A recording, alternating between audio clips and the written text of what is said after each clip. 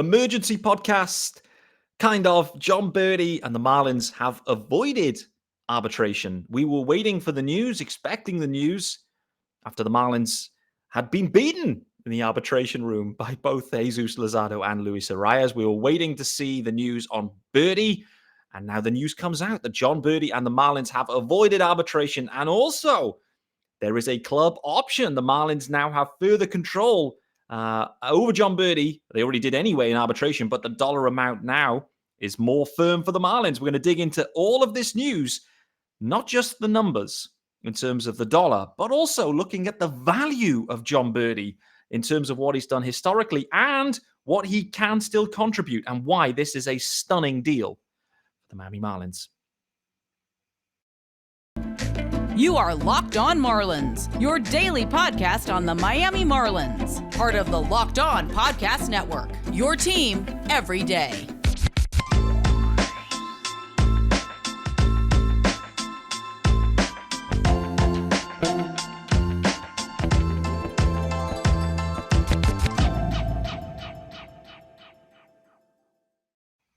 Greetings from England and welcome to Locked On Marlins. This is your daily Marlins podcast. I'm your host, Peter Pratt. Hit me up on Twitter at Miami Marlins _UK. Hit subscribe to the pods wherever you get them. It's free and available. And this pod is daily. Yes, sir. And it is the 7th of Feb, Tuesday, 7th of Feb. An emergency pod. It's still light outside. That is always the sign of an emergency pod. The hours aren't late. That's the usual recording slot. But the news drops. Craig Mish puts the news out there that the Marlins he's put the news out that the dollar amount anyway. Jon Berti's club option. It felt newsworthy. It felt like we should get a full podcast out of this. Eli Sussman rightly called out, Pete, how can you get a full episode out of Jon Berti's extension? This is exactly how Eli, my king, for certain. Let's, though, add some filler in. And reminder, this episode is brought to you by FanDuel Sportsbook, official sportsbook of Locked On. Make every moment more. Visit FanDuel.com/LockedOn today to get started. And also, guys, don't forget to subscribe over in the YouTube channel. Hit subscribe there. It is Locked On Marlins, and all of the content is available there in video format. It's the same audio, but the video format is there if you'd like to see my living room, of course, and the sizable microphone that is in front of me. Yes, sir. So let's get into the actual news, and then we'll talk about Jon Berti, what he adds to this club, and why this is a stunning deal for the Miami Marlins. Firstly, one-year deal at $2.1 million for 2023. This is ARB2 in effect for Jon Berti. He was earning $1.2 million last year, so a decent raise for him. And then this is where things get interesting. He then has a club option at $3.5 million in 2024, then hitting free agency in 2025. So Berti is on the accelerator path. 1.2 million in year one of ARB. Then you get the step up, pretty much, almost doubling the number to 2.1 mil, and then again another bump, over $1 million bump in 2024 if the team decides to option. The team, of course, can decline the club option. Then they will enter the arbitration process again. So really, this is, in terms of the mechanics of the deal, in my opinion, this is giving the Marlins certainty. So if Berti has an absolutely wild 2023, absolutely tears it up, MVP votes and all, then Jon Berti's number is capped at $3.5 million. The Marlins have put the ceiling on the dollar value of Jon Berti. And for me, that's a good thing. The reality is $3.5 million. Let me just take you back to 2022, guys. Jon Berti, whilst he had a career high in plate appearances of 404 plate appearances, he played a ton. He played a bunch. He missed a lot of time back in 2021. The concussion issues that effectively ended his year. Great to see him back. And the Marlins needed him in 22. They really needed him with all the injuries happening. But 404 plate appearances, a career high. Here's the bit. 2.3 WAR. He had a 2.3 WAR, which is absolutely wild for Jon Berti. Big number. And if you translate that into WAR into dollar amounts, then the Marlins are getting stunning value out of Jon Berti here at $2.1 million and $3.5 million, perhaps, in 2024. Sounds a great deal. WRC plus of 93 last year. That's, he's actually had a WRC plus over 100 at certain times in his career. But with more plate appearances, obviously, you start to get, things normalizing perhaps. And it's fair to say, Jon Berti's never going to be a huge impact stick as such. But Jon Berti's value, there's two main things, right? When you think of Jon Berti, it comes down to the speed on the bases. When you go back to 2022, he led Major League Baseball in steals, which is wild, in only 404 plate appearances. So it's effectively 2/3 of a season. He led Major League Baseball in steals, 41. Intrigued to see what kind of approach the Marlins take in terms of the base running itself. We've got the new rules coming. The bases are going to be bigger. Jon Berti was a stolen base monster in 2022. And with the new rules, is 60 stolen bases in sight for Jon Berti? I don't know. It boils down to the playing type. Right now, clearly, Jon Berti isn't inked in to be playing every day in any position. He right now probably reverts back to his super util role. We think back entering into 2022, that was the role we were calling out, saying Jon Berti, one of the best in Major League Baseball as a super util, can play all across the infield, can play all across the outfield. He can take a walk. He can steal a base. He can hit the odd homer.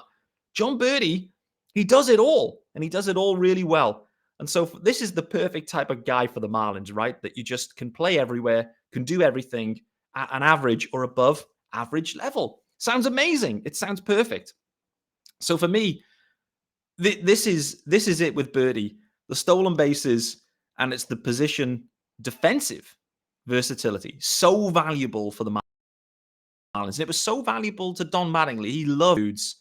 And again, to that point around the stolen bases, 41 last year, and the bases are getting bigger. And there's, limiting the shift, limiting the amount of pickoff attempts. The pitchers have got to work quicker. Everything leads into, if Jon Berti plays a full season, he's stealing 50 to 60 bags if he wants to. Like, he's just a monster at stealing bags. And my favorite Jon Berti moment back in the 2020 season when he stole home, coming on all fours, gorilla position and all, it was absolutely wild. So let's just remind you about our good friends over. Actually, no, we won't. I've got the wrong order. They flipped the script on me. Oh boy. I went too soon on the ad copy. Apologies for that one. But our first ad, good friends over at Built Bar. And if you're looking for a delicious treat, but don't want all of the fat and the calories, then you've got to try those Builts.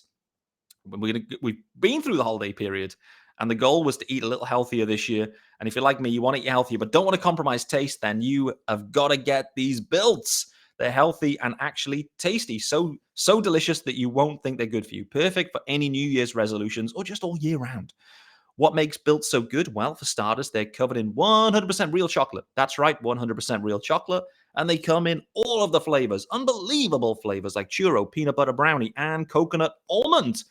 And to be honest with you, I'm not sure how Built does this, but the bars, they taste like a candy bar whilst maintaining amazing macros. And what's even better? They are healthy. Only 130 calories, 4 grams of sugar, and a whopping 17 grams of protein. Now, you don't need to wait around to get a box. You don't have to think about Built.com only. Using those promo codes, you can get them at your local Walmart or Sam's Club as well. That's right. Head to Walmart today, walk to the pharmacy section, and grab yourself a box of Builts. 4-bar box, cookies and cream, double chocolate, or coconut puffs. How about those puffs? If you're close to a Sam's Club, run in and grab a 13-bar box with all the hit flavors, including brownie batter and churro. Thank me later and enjoy those Builts. And there's also a spoiler in there, guys, that FanDuel will be later on. So, Jon Berti signs with the Marlins, avoids arbitration. No more arbitration losses for the Marlins. The Marlins, they put a ceiling on Jon Berti's earnings in 2024 at $3.5 million. If Jon Berti has anything close to what he's done in 2022, then this will be sensational value for the Marlins. It really will. The question is what kind of value is it with Jon Berti? And this is where I kind of got thinking about it, right? Where, what's the value? Think about it. And the way I think about it with Berti was effectively, you look at stolen bases like they're doubles in many ways. Like if he got on base last year, he was going for the steal, and he was very successful at them. So in terms of stolen bases, what does this mean? And where would he rank? I think Freddie Freeman led the league last year, led Major League Baseball in doubles at 47. Freddie Freeman wasn't stealing many bases. So listen, Jon Berti, he had 17 doubles of his own. So 17 doubles Berti hit plus 41. Berti's, what's that? 61. 60. No, that's poor maths. 41 plus 17 is 58. It's been a long day here. The calculator was not available. 58 doubles effectively, though, for Berti. And that's the value, right? You get Berti stood there on second base. And if he's leading off at the top of the lineup, let's say they go Reyes and they play Berti, and then Jazz and Coop and Soler and Avi are all coming up. Like, to have that guy in scoring position, it's hugely valuable for the Fish. So, 68 doubles, let's say he plays a full year, that's almost like, 70, 80 doubles by the time you layer in his actual doubles plus the stolen bags. Hugely valuable for this type of Marlins offense that needs to manufacture runs, death by a million paper cuts, hits and walks, stolen bags, and let the power boys come and do their thing. Really intriguing. Like, this is it with Berti. If he's on base, it's effectively a double, and those are so valuable, and he's great at it. So the question then comes of, what about defensively? Like, where does Berti fit in the grand scheme? And you go to Baseball Savant, for example, and you go and take a look at his profile briefly. The offensive profile, it's kind of like shaded predominantly blue. It is what it is. But one thing that isn't blue is his outs above average, which is bright red there for Berti. And when you go and look, his primary position where he saw his outs above average bump was at third base. Really interestingly there. Really interesting, because, the assumption is that, Gene Segura perhaps at third base at this point. That's what the Marlins put out anyway. But if you start to factor in Jon Berti as an above average third baseman and an elite base stealer with high contact and nice, decent walk skills, decent on-base skills there for Berti, that is a really intriguing prospect there for the Fish. And it then comes down to, do you end up with Arias playing a ton at first base instead, and Coop DHing, and you start to kind of slide guys around like this. But what I'm trying to say overall is the Marlins absolutely should not be sleeping on Jon Berti playing third base, because he's done it at an above average level very recently. And I thought, okay, this is what Baseball Savant's telling me. Let me see how this compares to Brian Anderson, who we've all waxed lyrical about for years. How does his numbers compare to Brian Anderson's at third base? I go and look at Brian Anderson's numbers. He's been below average on outs above average. He's been below. He's been a negative number at third base recently, Brian Anderson. So Jon Berti's numbers are popping. Okay, the arm strength isn't quite there with Berti. That's the one thing you would say. So when you're looking at Baseball Savant, the arm quite isn't there. The profile of the arm isn't quite there. But, from a defense-only perspective, Berti's right up there. Brian Anderson was way below that. You go and look at Miguel Rojas as well. Go and look at the gold standard. What's Miggy Rowe done? And in 2022, it was absolutely sensational. 12 outs above average at shortstop. Absolutely amazing. Go and look at Miguel Rojas in 2021. Outs above average at shortstop. It was negative. I haven't got the numbers in front of me now. I should have had them. I think it was -3. So, first thing I must say is these numbers seem to wildly fluctuate, and I'm not a specialist in these numbers and these analytics, so I have to call that out. But on the face of it, you think Jon Berti is serviceable at third base. The Marlins and us as fans, we're probably undervaluing Jon Berti's defensive abilities. We're probably undervaluing the offensive production when you factor in those stolen bases and what that means in terms of getting guys into scoring position. And really, you then start to think and play that out and think, should Jon Berti be starting every day. And whether that's at third, whether that's at short, whether that's at second, whether that's in center field, it's all up for debate. But he can do all of them. He's done all of them. And so, again, this boils down to, this is a wonderful deal for the Marlins. It really is.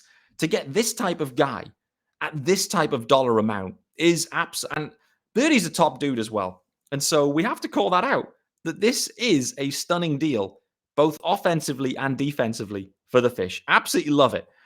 Let's talk about FanDuel now, and then we'll get out of here because, we're struggling to stretch this out beyond 20 minutes. I think that's fair to say. But our good friends over at FanDuel, and the only app you need for your Super Bowl party is, of course, FanDuel. It's America's #1 sportsbook. And we are extremely excited about our new sports betting partner for Locked On because, as I've already said, they are the #1 sportsbook in the US of A. And if you're new to FanDuel, that's even better. They have so many great features that make betting on sports fun and easy. Sounds like a perfect combination. You can download FanDuel right now, and you can bet Super Bowl 57 with a no-sweat first bet. So you'll get up to $3,000 back in bonus bets if your first bet doesn't win. Sounds almost too good to be true, but it isn't. No sweat first bet. You can bet on everything too. Money line, point spreads, who will score a touchdown. I am all in on those Chiefs. The app is safe and secure and super easy to use, and all your winnings are paid instantly. Join FanDuel today at fanduel.com/lockedon to claim your no sweat first bet on superbowl57.com/lockedon. Make every moment more with FanDuel, official sportsbook partner of the NFL. That was one of my best reads, I have to say. Let me know what you think. In summary, though, guys, Jon Berti emergency podcast felt right to do. The dollar amount is perfect. He's going to be earning $2.1 million in 2023. He was a 2.3 WAR player in 2022. However you cut, slice, and dice it, he led the league. He led MLB in 41 stolen bags. WRC plus of 93 and a career high 404 plate appearances, outs above average of 3 at first base in 2022. However you look at this deal, it is a stunning deal for the Marlins. $2.1 million is way undervalued. They have fixed their costs into 2023 with Jon Berti if they decide to. Their ceiling is fixed at $3.5 million before he hits free agency in 2025. $3.5 million right now would still be extreme value if they got the level of production out of Jon Berti that they saw in 2022. What are the question marks with Berti? Frankly, there are none. Berti is who he is. He is a fantastic super utility guy that pretty much any team and any roster would like to have. That is the other intriguing bit. This contract, this extension, this is extremely team friendly, and that is extremely valuable. Decide to, and maybe they think they've got too many second basemen on the roster. Perhaps this is an extremely tradable contract for an extremely good baseball player that can really just help your roster out in terms of flexibility and giving you cover for pretty much any spot out there. This is a great deal for the Marlins. Jon Berti, we undervalue him potentially offensively. There's no reason why he can't play third base based on these numbers. The numbers are telling us that he was better than Brian Anderson last year at third base and the year before. I mean, actually, when we had our eyeballs on Brian Anderson at times last year, it wasn't good. Like, there were definitely a few mishaps.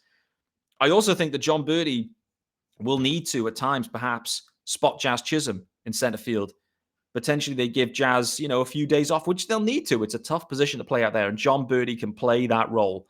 That is going to wrap us up for today. A single episode, all covering Jon Berti and the extension news. Eli Sussman, I hope personally that you've really enjoyed this podcast. It was put together in about 15 minutes, it's fair to say. Not overly analytical, but I think perhaps the summary rings true. I appreciate everyone for making Locked On Marlins your first listen of the day, and now make your second listen, Locked On MLB Prospects. Lindsey Crosby is hosting that one, and he is a prospect encyclopedia, guys, and he's going to go deep on all of the MLB stars of tomorrow. It is prospect season, guys, so I strongly recommend it. Lindsey is incredible with that podcast, and it is free and available everywhere, anywhere you get your pods, much like Locked On Marlins. With that being said, guys, enjoy this pod, enjoy the episode, enjoy the rest of your Tuesday, and I'll be back tomorrow with hopefully more emergency pods. Yes, sir. See you then.